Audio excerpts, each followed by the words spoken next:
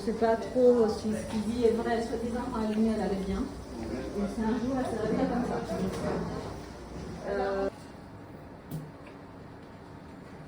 On va lui faire son scanner. D'accord. Bon, ça ressemble vraiment à des séquelles de méningite, une maladie infectieuse.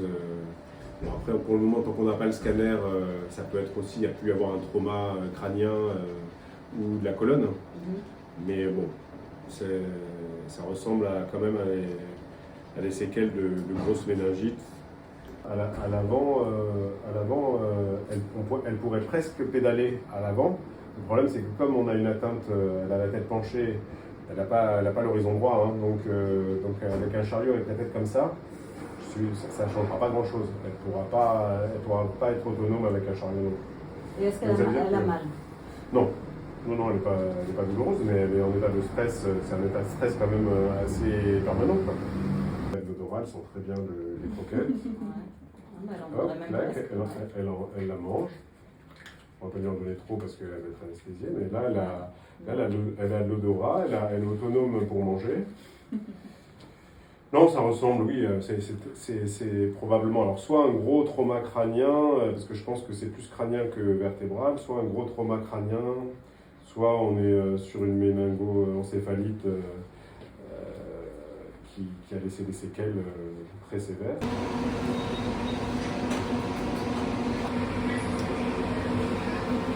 Il n'est pas l'état de la radio quand le scanner est en haut.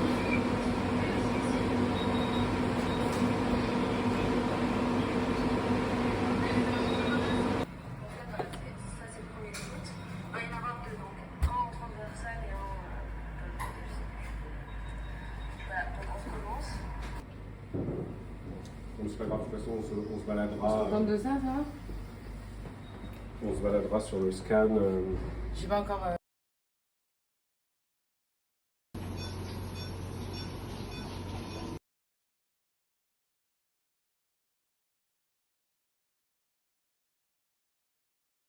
Donc Bambi est un petit chiot qui a été récupéré donc dans une maison où il y avait énormément de pinchers de la même portée. Donc il est le seul a priori à avoir des troubles neurologiques très très sévères puisqu'il n'arrive pas à marcher, il ne peut pas tenir debout, il a un port de tête penché, il n'a plus aucune autonomie pour pouvoir ni se déplacer, ni même pouvoir manger correctement tout seul, donc il est très assisté actuellement. Le but est de savoir si Bambi peut récupérer ou pas, peut avoir un traitement chirurgical ou médical pour éventuellement retrouver une certaine autonomie.